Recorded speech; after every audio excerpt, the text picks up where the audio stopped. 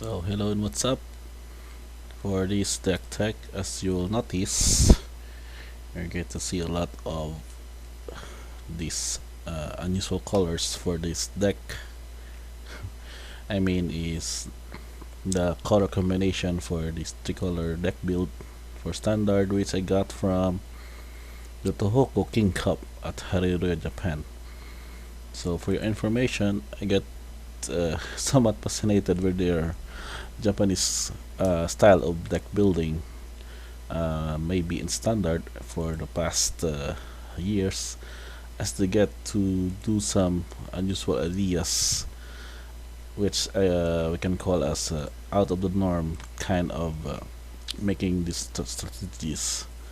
So if you remember, Goblin Bidding was one of the most probably remarkable deck build in the past, and today's deck tech is somewhat in little comparison for that kind of what these players innovate in the format. So let us check what's build, which we call as the Temur control deck, which was played by Inamura Naoki. It went first place in 17-player tournament that grand as compared to the previous events that in which we had featured some of the standard decks, but nevertheless, we're still going to tackle what are the card choices, the deck strategy mainly, and the sideboard options as well as its gameplay. So we start with the creature choices. Since basing a bit as a Temur control deck, we would expect less of the creatures but more of card advantage type of deck in this build.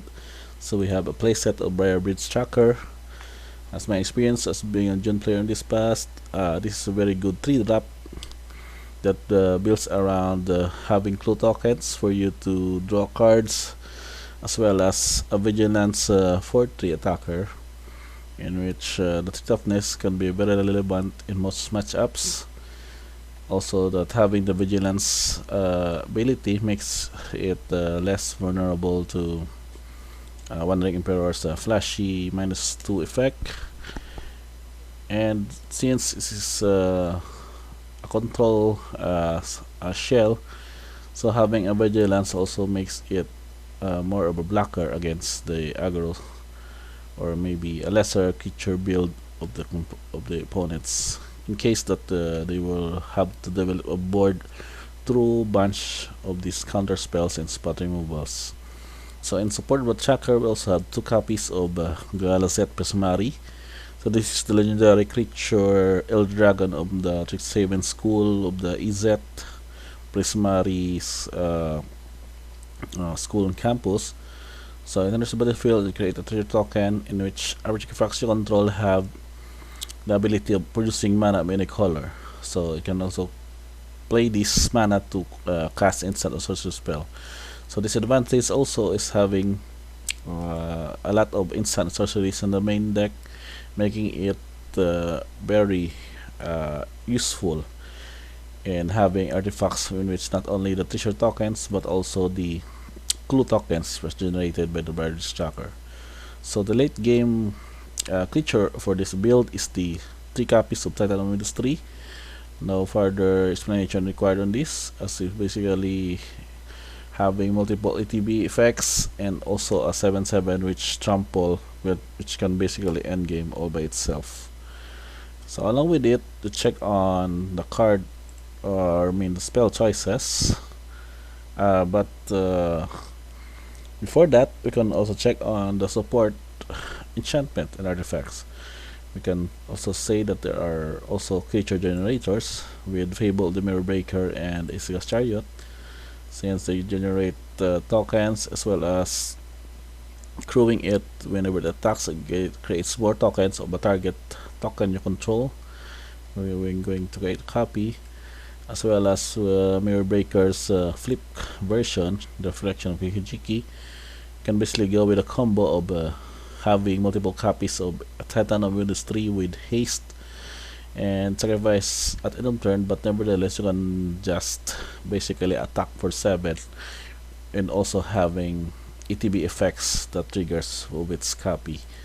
So along with that late game plan for this build, we now check for the counter spells, the spot removals, card rolls, and other tempo cards that we use. So basically, basing from the ESET build, this is basically the 4 obs of this: reward disruption, voltage surge, and other counter spell support such as make disappear and negate, making up to the solid spot removal, which basically can stop off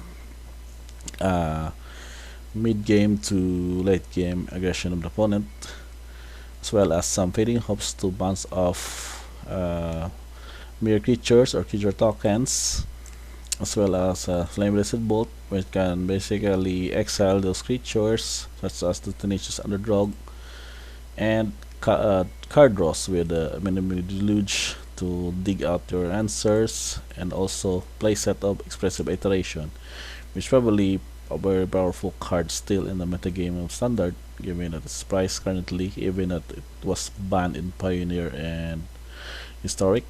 So we also have a load copy of Skull Smashing, since it also act as a playland on its ability, but given that you can draw it in late game, is a good mana sink to deal off with more of the opponent's creatures. So checking on the lands, we're checking out the total lands of this deck.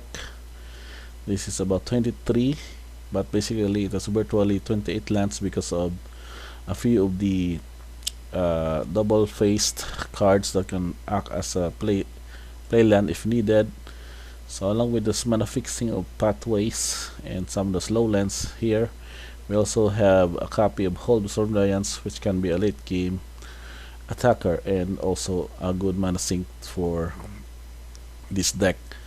Now for checking on the sideboard, this can be, I can compare it as a core also based on the EZ control shell, with having more of the late game big spell counter spells.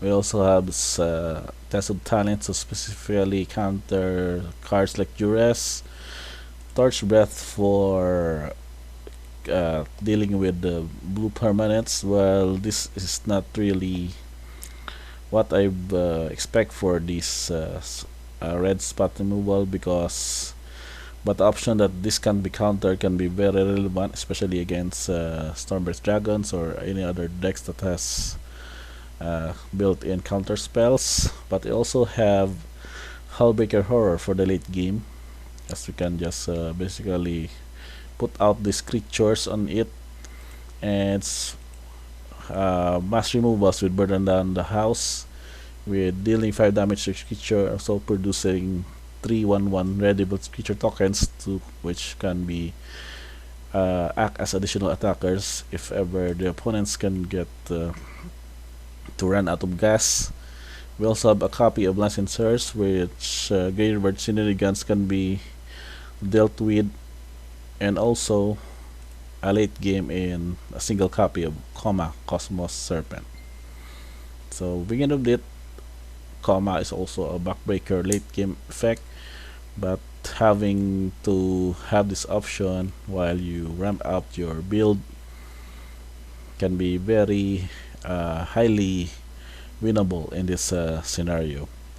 So also we can have Workshop Shift against decks such as compared to be aggressive and has ways to deal direct combat damage, since the life gain can be a very relevant effect, along with the copies produced by it from the Kikijiki if ever it goes to that scenario. So having also a copy of this which can be very relevant, or might be a relevant effect with the life gain in a 5/3 Trampler in this place. So more of gas against basic blue-black or Esper control decks is the 2 copies of Reckoner Bankbuster, wherein 3 charge counters can be removed in exchange for drawing a card, and another option of having to crew with only 3 power to crew, given that attacker can crew it, or any copies of 2 or 2 2 cat creature tokens can have it to attack for 4. So overall, we can say that the sideboarding can be quite tricky as to what spells to remove, but if given that you're facing control spells, then it's automatic that all the spot removals against aggro are sided out in exchange for these long game cards, card draws, graveyard shenanigan counters, and also Hullbreaker and Kuma, the Cosmos Serpent. So wrapping up the deck, I think this is still suggest that this is a good deck to go with a competitive level in grinding in Magic the Gathering Online or MTG Arena. If you're going to go with the choice of the core strategy of the EZ control, but at the same time you get a late game benefit with having Titan of the Street casted, hard casted, and several Executive chariots being attacked against your opponents. So in this innovation, I would really recommend it. Basing on the playtest, it has faced probably some of the best metagame decks, but they've I think they thoroughly worked work against those matchups, and given this setup, we can conclude that it has been an effective deck in this tournament and probably in the next succeeding standard events. So that's our wrap for this deck tech. I do hope you like this video. If you do, just going to do with the like and subscribe button that below, and check out for more standard deck events, Magic the Gathering stuff, and also other new cards. We're going to do another unboxing again in the future videos. Thank you for watching, and until the next time.